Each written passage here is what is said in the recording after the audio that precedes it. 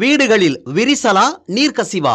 உங்கள் கட்டடங்களில் ஏற்படும் அனைத்து பிரச்சனைகளுக்கும் நிரந்தர தீர்வை உத்தரவாதத்துடன் தருகிறது பில்டிங் டாக்டர். சேலம் இளைஞரணி மாநாட்டு மேடைக்கு வருகை தந்தார் முதலமைச்சர் மு.க.ஸ்டாலின். வீரவாள் பரிசளித்து உற்சாக வரவேற்பு.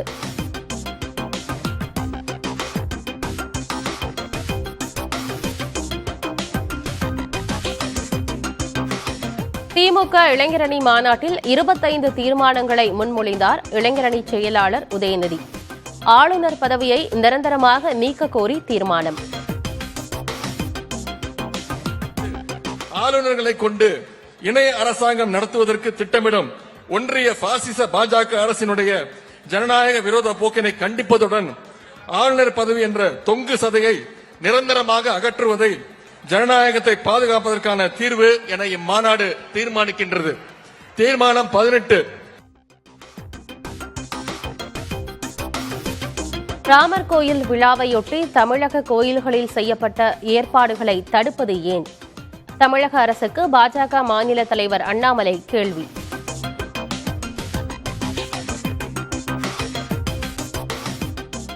பொய் செய்தி பரப்புவதாக அமைச்சர் சேகர்பாபு குற்றஞ்சாட்டியதற்கு மத்திய நிதியமைச்சர் நிர்மலா சீதாராமன் பதில்.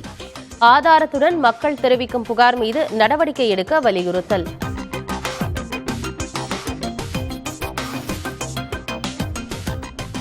ராமர் கோயில் திறப்பு விழாவையொட்டி தமிழக கோயில்களில் நாளை சிறப்பு பூஜைகளுக்கு தடை விதிக்கப்படவில்லை. அரசுக்கு அவப்பெயர் ஏற்படுத்தும் நோக்கில் பொய் செய்தி வெளியிட்டோர் மீது சட்டப்படி நடவடிக்கை என தமிழக அரசு கண்டனம்.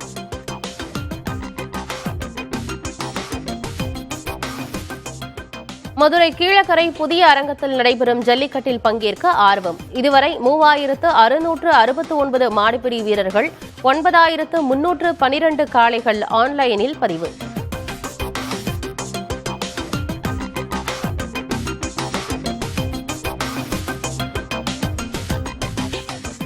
ஆப்கானிஸ்தானில் விபத்துக்குள்ளானது இந்திய விமானம் அல்ல, மத்திய விமான போக்குவரத்து துறை அமைச்சகம் விளக்கம்.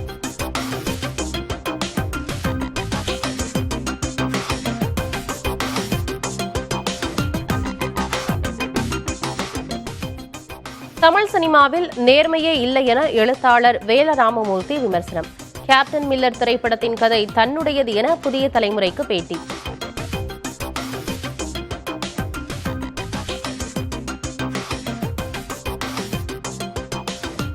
வீடுகளில் விரிசலா நீர்க்கசிவா? உங்கள் கட்டடங்களில் ஏற்படும் அனைத்து பிரச்சனைகளுக்கும் நிரந்தர தீர்வை உத்தரவாதத்துடன் தருகிறது பில்டிங் டாக்டர்.